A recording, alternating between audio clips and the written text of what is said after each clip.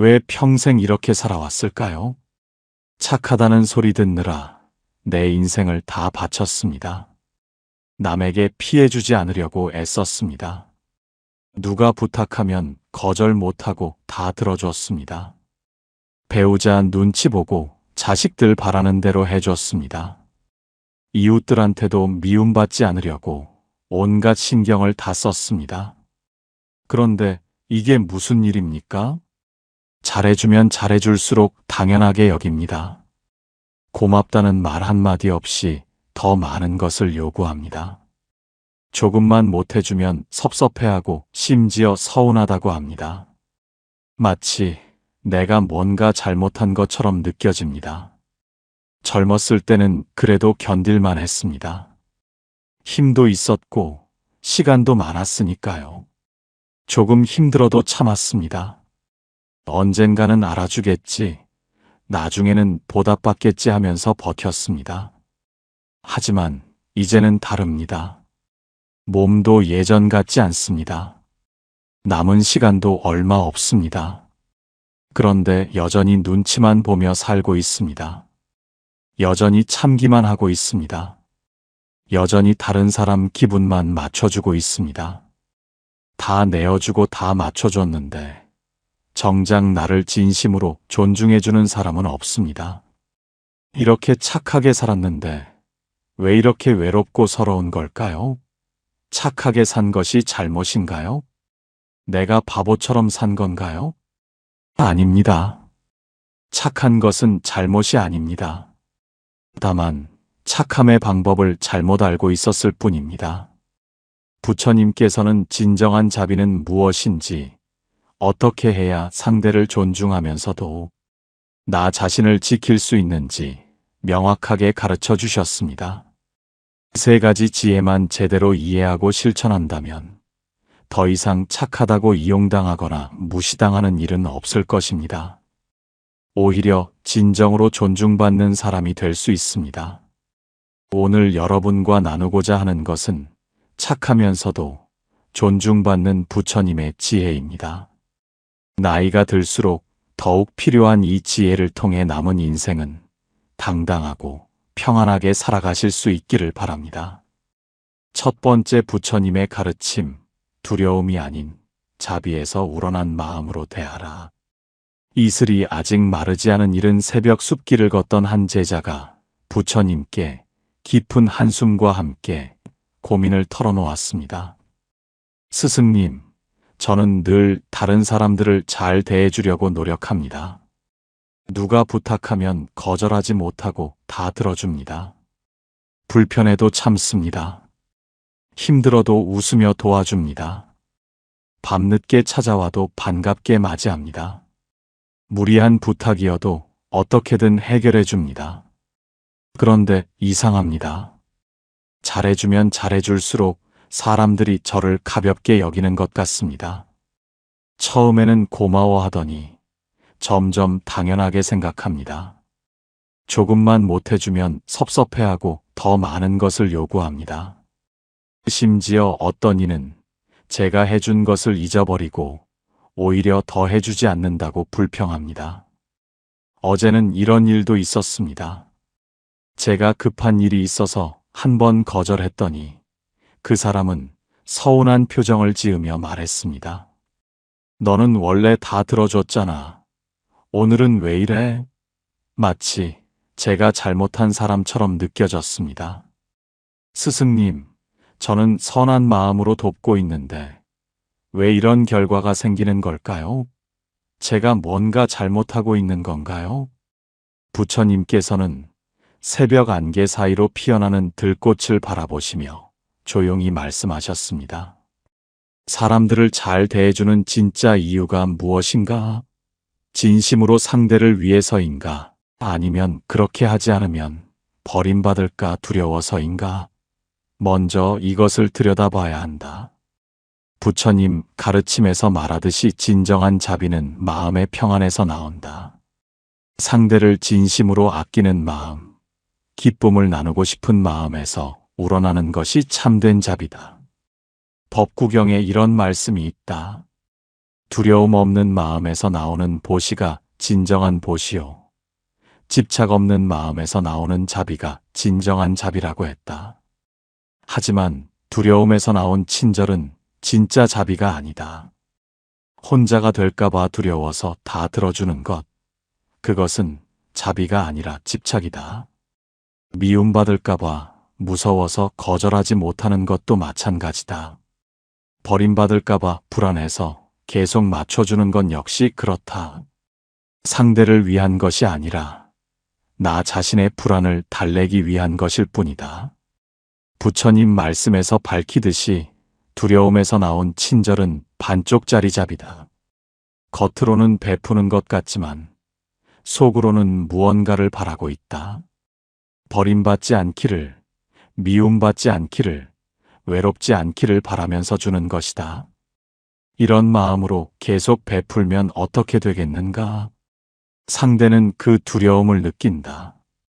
거절하지 못한다는 것을 알게 된다. 처음에는 미안해하지만 점점 익숙해진다. 아, 이 사람은 이렇게 해도 괜찮구나.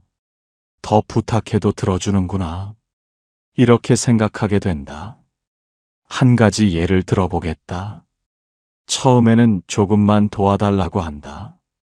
흔쾌히 도와준다. 그러면 다음에는 조금 더 큰 부탁을 한다. 또 들어준다. 그러면 점점 더 큰 부탁을 하게 된다. 마지막에는 하기 어려운 것까지 요구한다. 그리고 지쳐서 한 번 거절하면 어떻게 되는가? 상대는 이해하지 못한다. 지금까지는 다 괜찮았는데 왜 갑자기 안 된다는 거냐고 한다. 심지어 배신감을 느낀다.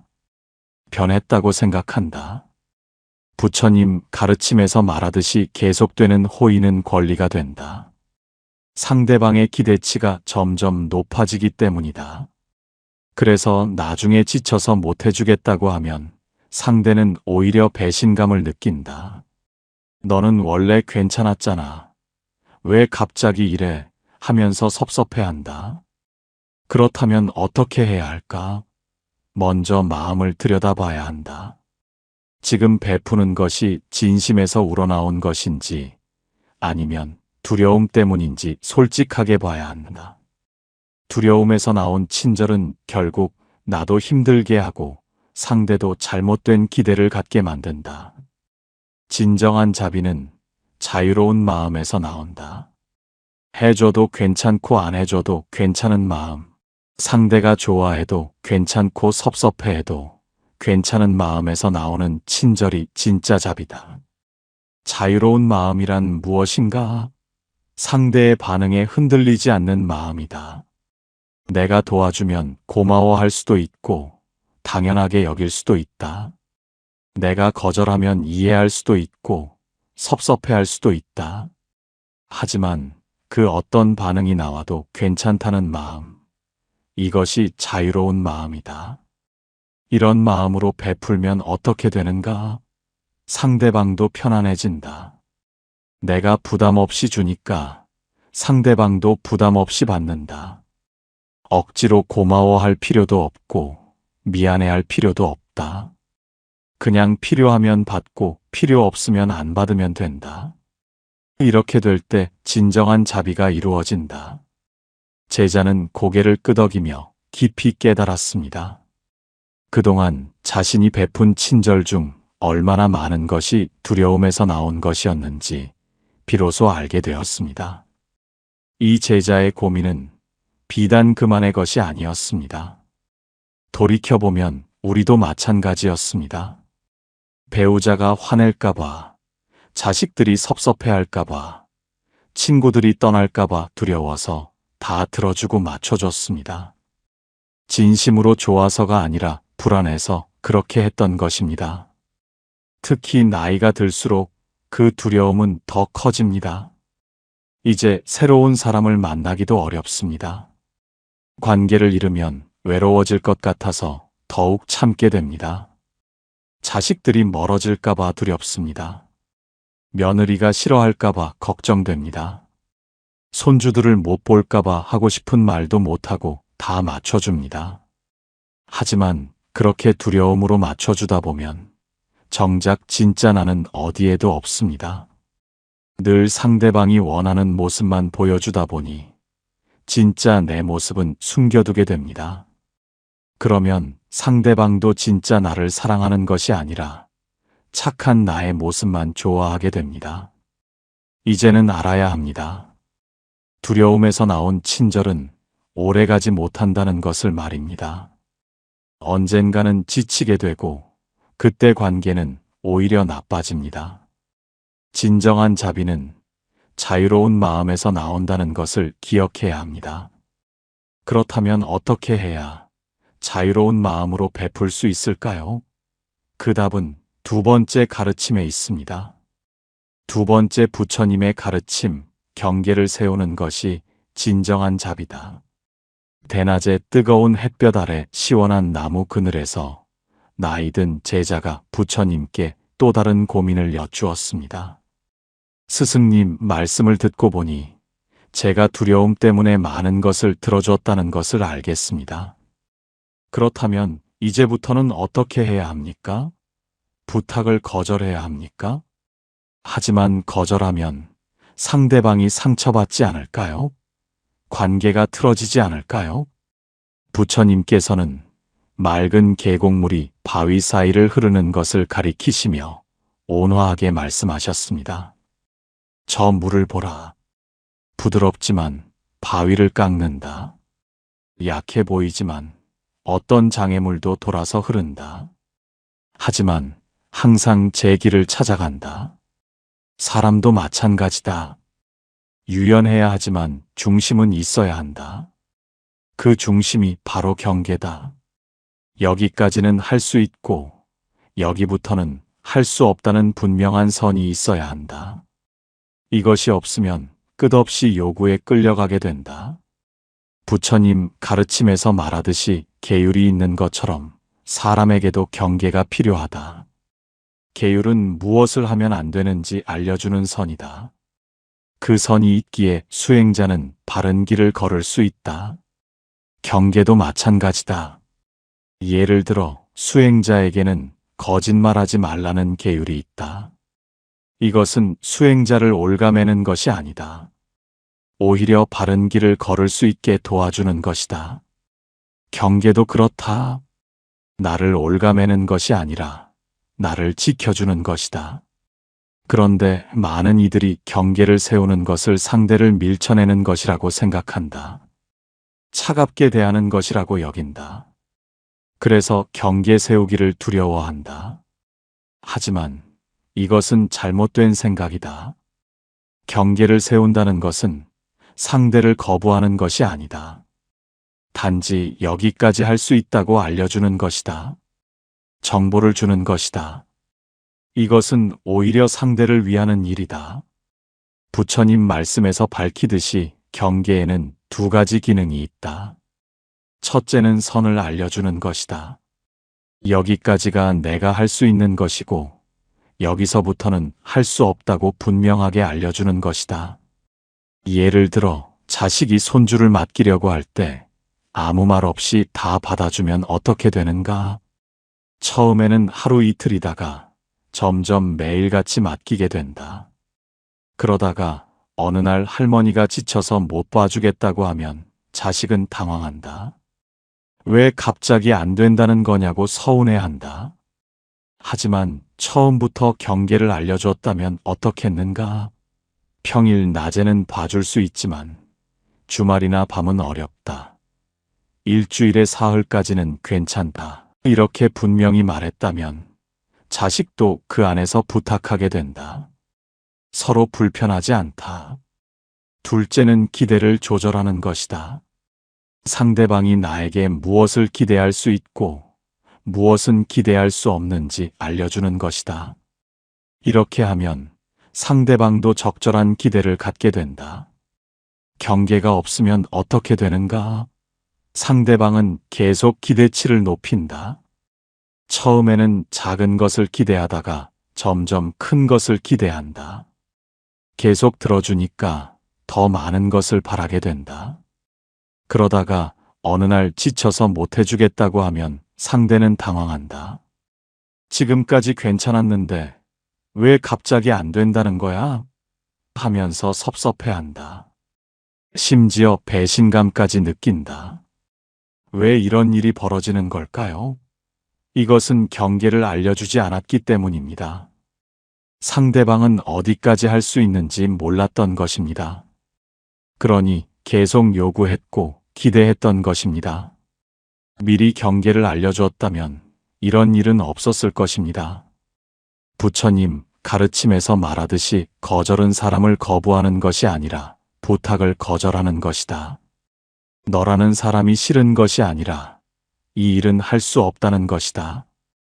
이것을 분명히 구분해야 한다. 그리고 거절할 때는 부드럽게 하되 분명하게 해야 한다. 미안한 마음을 표현하되 할 수 없다는 것을 명확하게 전해야 한다. 애매모호하게 하면 상대방은 다시 부탁하게 된다. 그래서 경계를 세우는 것을 두려워하지 않아도 된다. 그것은 상대를 밀쳐내는 것이 아니라 오히려 관계를 건강하게 만드는 것이다. 서로가 어디까지 할 수 있는지 알 때 관계는 편안해진다. 제자는 장애물을 만나도 길을 찾아가는 계곡물을 보며 깨달았습니다.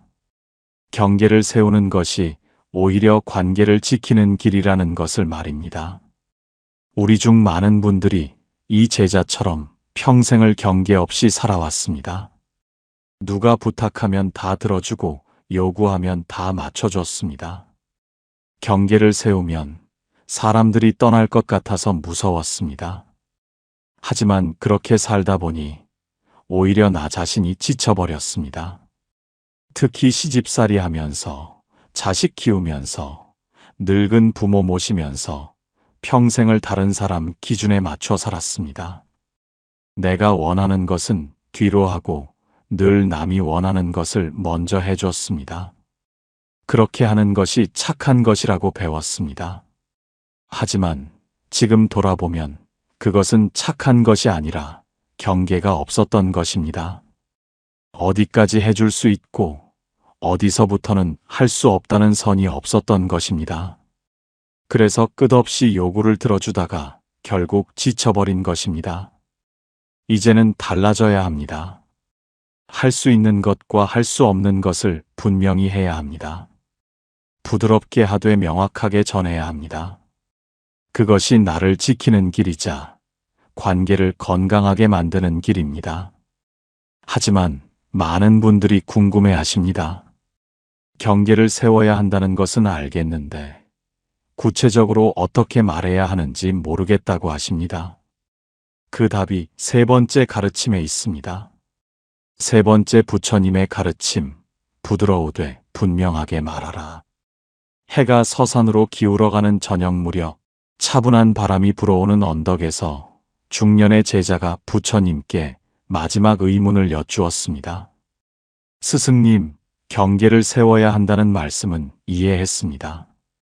하지만 구체적으로 어떻게 말해야 합니까? 어떻게 해야 상대방 기분을 상하게 하지 않으면서도 분명하게 전할 수 있습니까? 부처님께서는 천천히 저무는 석양빛을 바라보시며 깊이 있는 목소리로 말씀하셨습니다. 저 석양빛을 보라.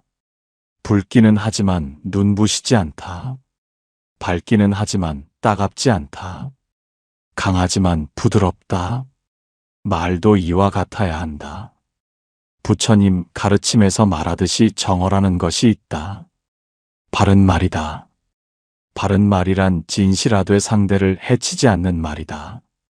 필요한 것을 말하되 불필요하게 상처 주지 않는 말이다. 유마경에서는 이렇게 말씀하셨다. 부드러운 말은 마음을 여는 열쇠요. 거친 말은 마음을 닫는 빗장이라고 했다. 말 한마디가 사람을 살리기도 하고 죽이기도 한다는 것이다. 그리고 애어라는 것도 있다. 부드러운 말이다. 내용은 분명하되 말투는 온화한 것이다. 이 두 가지가 함께 있을 때 진정한 소통이 이루어진다. 먼저 말할 때는 나를 중심으로 표현하는 것이 좋다. 너는 이렇게 해서 문제야 하고 상대를 비난하지 말고 나는 이렇게 느낀다. 나는 이것이 힘들다 하고 내 감정과 생각을 전하는 것이다. 예를 들어 누가 계속 부탁만 한다면 너는 왜 맨날 부탁만 하니 하고 비난하지 말고 나는 요즘 여러 가지로 힘들어서 이번에는 도와드리기 어려울 것 같습니다 하고 말하는 것이다. 또 다른 예를 들어보겠다. 자식이 무리한 요구를 한다면 너는 왜 엄마 형편은 생각 안 하니 하고 탓하지 말고 엄마도 요즘 건강이 좋지 않아서 이건 힘들 것 같구나 하고 말하는 것이다.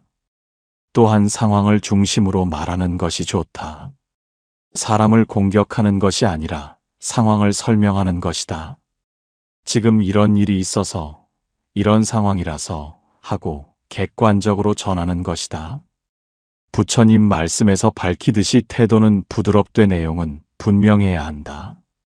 미안한 마음을 표현하되 할 수 없다는 것을 명확히 해야 한다. 애매모호하면 상대방이 다시 부탁한다. 그리고 처음에는 정중하게 거절하는 것이 좋다. 정중하게 설명하고 양해를 구하는 것이다. 하지만 상대방이 계속 무시하고 요구한다면 점점 더 분명하게 말해야 한다. 처음에는 다정함이 7이고 단호함이 3이라면 두 번째는 반반으로, 세 번째는 단호함을 더 높여야 할 수도 있다. 상대방의 반응을 보면서 조절하는 것이다. 이런 경우를 생각해보라. 첫 번째 거절할 때는 이렇게 말한다. 미안한데 요즘 몸이 좀 안 좋아서 이번에는 도와드리기 어려울 것 같아요. 이해해 주시면 감사하겠습니다. 이렇게 매우 정중하게 말한다. 하지만 상대방이 계속 부탁한다면 두 번째는 조금 더 분명하게 말한다.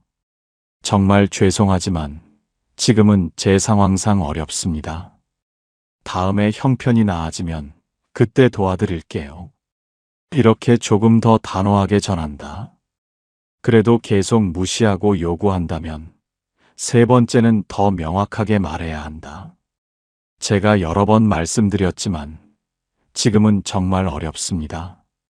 부탁 들어드리고 싶어도 제 형편상 불가능합니다. 이렇게 단호하되 여전히 예의는 지킨다. 부처님 가르침에서 말하듯이 중도라는 것이 있다. 지나치게 부드럽기만 해도 안 되고 지나치게 딱딱하기만 해도 안 된다. 상황에 맞게 균형을 맞춰야 한다. 만약 여러 번 말했는데도 상대방이 계속 무시한다면 그때는 경고를 해야 한다. 하지만 경고할 때도 다정함을 완전히 버리지 말고 나도 이렇게 하고 싶지 않지만 다른 방법이 없어서 하고 안타까운 마음을 표현하는 것이 좋다. 그리고 경고했다면 반드시 지켜야 한다. 말만 하고 실천하지 않으면 공허한 경고가 된다.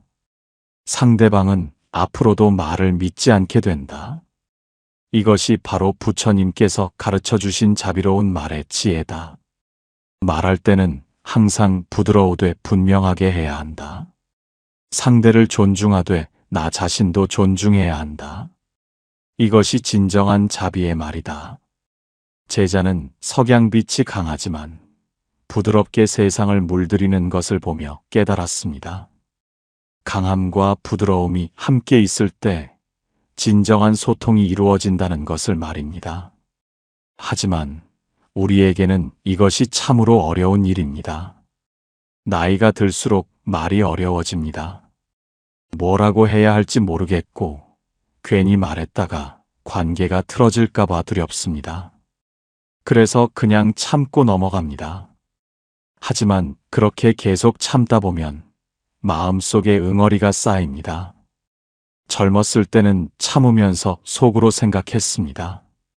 나중에 내가 늙으면 자식들이 잘해주겠지. 지금 참으면 나중에 보답받겠지 하면서 견뎠습니다. 하지만 막상 나이가 드니 그런 일은 없었습니다. 오히려 자식들은 당연하게 생각하고 며느리는 눈치를 주고 손주들은 귀찮아합니다. 평생을 희생하며 살았는데 왜 이런 대접을 받아야 하는지 억울하고 서럽습니다. 이제는 말해야 합니다. 부드럽게 하되 분명하게 말해야 합니다. 나를 중심으로, 상황을 중심으로 차분하게 전해야 합니다. 그것이 나를 지키는 길이자 관계를 건강하게 만드는 길입니다. 그런데 이런 말씀을 드리면 어떤 분들은 고개를 저으시며 말씀하십니다. 말은 쉽지 정말 그렇게 할 수 있겠느냐고 하십니다. 특히 평생을 참으며 사신 분들에게는 더욱 어렵게 느껴지실 것입니다. 하지만 실제로 이 세 가지 지혜를 실천하여 삶이 완전히 달라지신 분이 계십니다. 바로 이 이야기를 들으면 용기가 나실 것입니다. 부처님께서 알려주신 이 세 가지 지혜를 실천하신 분의 이야기가 전해옵니다. 어느 마을에 늘 착하다는 소리를 듣던 할머니가 살고 있었습니다. 이 할머니는 누가 부탁하면 다 들어주고 누가 찾아오면 다 받아주었습니다. 처음에는 사람들이 고마워했습니다. 하지만 점점 당연하게 생각하기 시작했습니다. 할머니 집에 가면 언제나 밥이 준비되어 있고 부탁하면 다 들어주니까 자주 찾아왔습니다. 할머니는 점점 지쳐갔습니다. 혼자 사는데도 항상 손님 맞을 준비를 해야 했고 자기 일은 제쳐두고 남의 일을 도와줘야 했습니다. 하지만 거절하지 못했습니다. 거절하면 사람들이 떠날 것 같아서 무서웠습니다. 어느 날 할머니는 쓰러지고 말았습니다. 너무 무리해서 몸이 상한 것입니다. 병원에 입원해서야 비로소 쉴 수 있었습니다. 그리고 그때 깨달았습니다. 내가 나를 돌보지 않으면 아무도 나를 돌봐주지 않는다는 것을 말입니다. 퇴원한 할머니는 달라졌습니다. 여전히 친절했지만 분명하게 말하기 시작했습니다. 오늘은 몸이 안 좋아서 손님을 받기 어렵습니다. 요즘 제가 힘들어서 이번 일은 도와드리기 어려울 것 같습니다. 이렇게 부드럽지만 명확하게 전했습니다. 처음에는 사람들이 의아해했습니다. 평소와 다른 할머니의 모습에 당황하기도 했습니다. 하지만 할머니는 흔들리지 않았습니다. 부드럽게 설명하되 할 수 없는 것은 분명히 거절했습니다. 신기한 일이 벌어졌습니다. 사람들이 오히려 할머니를 더 존중하기 시작한 것입니다. 함부로 부탁하지 않게 되었고 정말 필요할 때만 찾아왔습니다. 그리고 할머니가 도와주면 진심으로 고마워했습니다. 할머니는 말했습니다. 경계를 세우니까 오히려 관계가 편해졌다고 했습니다. 상대방도 어디까지 기대할 수 있는지 알게 되니까 서로 불편하지 않다고 했습니다. 그리고 무엇보다 자신이 편안해졌다고 했습니다. 처음에는 두려웠다고 합니다. 평생을 착하게 살았는데 이제 와서 바꾸는 것이 맞는지 걱정됐다고 합니다. 사람들이 날 싫어하면 어떡하나, 혼자 남겨지면 어떡하나 밤마다 고민했다고 합니다. 하지만 막상 해보니 생각과 달랐다고 합니다. 사람들은 떠나지 않았고 오히려 더 존중해줬다고 합니다. 진짜 친구들은 이해해줬고 할머니의 변화를 응원해줬다고 합니다. 할머니는 말했습니다. 나이가 들어서야 비로소 진짜 나로 살 수 있게 됐다고 했습니다. 이제는 하고 싶은 말도 하고 하기 싫은 것은 거절도 한다고 했습니다. 그러니까 오히려 마음이 편하고 사람들과의 관계도 더 진실해졌다고 했습니다. 이 할머니처럼 우리도 변할 수 있습니다. 나이가 들었다고 늦은 것이 아닙니다. 지금이 바로 가장 좋은 때입니다. 그렇다면 구체적으로 어떻게 실천할 수 있을까요? 부처님께서 전해주신 이 세 가지 지혜를 실천하는 구체적인 방법을 말씀드리겠습니다. 첫째, 부탁을 들어주기 전에 잠시 멈추고 내 마음을 살펴보십시오. 지금 이것을 하고 싶어서 하는 건가요? 아니면 거절하면 미움받을까봐 두려워서 하는 건가요? 마음을 살피는 방법은 간단합니다. 숨을 한 번 깊이 들이마시고 조용히 물어보십시오. 지금 내가 정말 이것을 하고 싶은가? 아니면 거절하면 관계가 틀어질까봐 불안한가? 만약 가슴이 답답하고 무겁다면 두려움에서 나온 것입니다. 반대로 마음이 가볍고 편안하다면 진심에서 우러나온 것입니다. 이렇게 내 마음의 소리를 들어보십시오. 진심에서 우러나온 것이라면 기쁜 마음으로 하십시오. 하지만 두려움 때문이라면 정중하게 거절하십시오. 거절하는 것이 나쁜 것이 아닙니다. 진심이 아닌데 억지로 하는 것이 더 나쁜 것입니다. 둘째, 할 수 있는 것과 할 수 없는 것을 분명히 하십시오. 처음 만나는 사람이든 오래 알고 지낸 사람이든 경계를 알려주십시오. 여기까지는 할 수 있지만 이것은 어렵습니다. 하고 부드럽게 전하십시오. 예를 들어 자식이 아이를 맡기려고 하면 평일 낮에는 봐줄 수 있지만 밤이나 주말은 어렵다. 이렇게 분명히 말하십시오. 처음에는 어색하지만 익숙해집니다. 상대방도 그 경계를 알게 됩니다. 그러면 그 안에서 부탁하게 됩니다. 셋째, 거절할 때는 나를 중심으로 말하십시오. 너는 왜 맨날 부탁만 하니? 하고 비난하지 마시고 나는 요즘 힘들어서 이번에는 어려울 것 같습니다. 하고 말하십시오. 태도는 부드럽게 하되 내용은 분명하게 하십시오. 미안하다는 말도 하고 이해해달라는 말도 하되 할 수 없다는 것만큼은 명확하게 전하십시오. 이 세 가지를 제대로 실천하면 더 이상 착하다고 이용당하거나 무시당하는 일은 없을 것입니다. 오히려 진정으로 존중받는 사람이 될 것입니다. 관계도 건강해지고 마음도 편안해질 것입니다. 처음에는 어색할 수 있습니다. 평생 다 들어주고 맞춰주다가 갑자기 거절하면 어색하고 불편합니다. 상대방도 당황할 수 있고 서운해할 수도 있습니다. 하지만 걱정하지 마십시오. 진짜 좋은 사람은 이해해 줍니다. 처음에는 의아해하지만 곧 이해하고 존중해 줍니다. 오히려 그동안 얼마나 힘들었겠냐며 걱정해 줍니다. 반대로 이해하지 못하고 섭섭해하는 사람도 있을 수 있습니다. 하지만 그런 사람은 애초에 진짜 관계가 아니었습니다. 그냥 편하게 이용할 수 있는 사람으로 여겼던 것뿐입니다. 그런 관계는 잃어도 괜찮습니다. 나이가 들수록 이런 지혜가 더욱 필요합니다. 젊었을 때는 참고 견딜 수 있었지만 이제는 남은 시간이 소중합니다. 더 이상 불편한 관계에 힘을 쓸 필요가 없습니다. 건강한 경계 안에서 편안한 관계를 만들어 가야 합니다. 부처님께서는 자비와 지혜가 함께 가야 한다고 가르치셨습니다. 자비만 있고 지혜가 없으면 무분별하게 베풀다가 지치게 됩니다.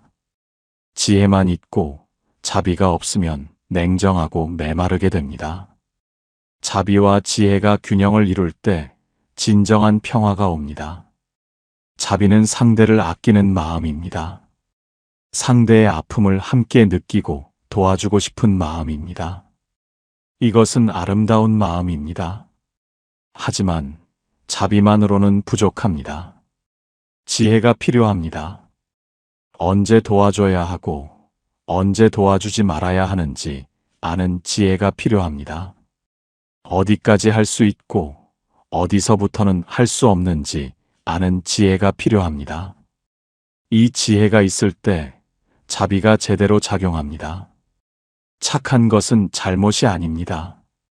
다만 착함에도 지혜가 필요합니다. 무조건 다 들어주는 것이 착한 것이 아닙니다. 상대를 존중하면서 나 자신도 존중하는 것, 부드럽되 분명한 것.